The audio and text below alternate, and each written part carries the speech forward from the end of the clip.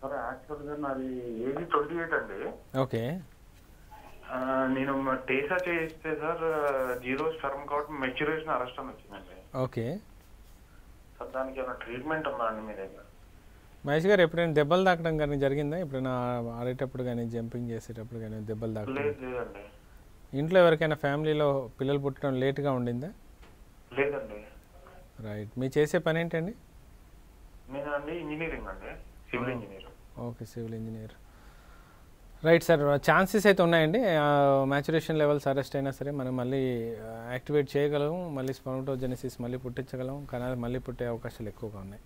కాకపోతే ఏంటంటే అది ఒక లిమిట్ లెవెల్లోనే ఉంటుంది తప్ప 65 లక్షలు, 50 లక్షలు, 75 లక్షలు పుట్టేంత కెపాసిటీ ఉండదు. ఓ 5 lakhs to 10 lakhs or 15 lakhs వరకు మీకు సెమెన్ కౌంట్ ప్రొడక్షన్ వచ్చే అవకాశం ఉంటుంది. దానివల్ల ఏముందంటే మీకు సంబంధించిన బిడ్డ ఐవీఎఫ్ కానీ ఐవీఎఫ్ టెక్నాలజీ ద్వారా మీ బిడ్డను మీరు కనగల కెపాసిటీ మీకు వస్తుంది.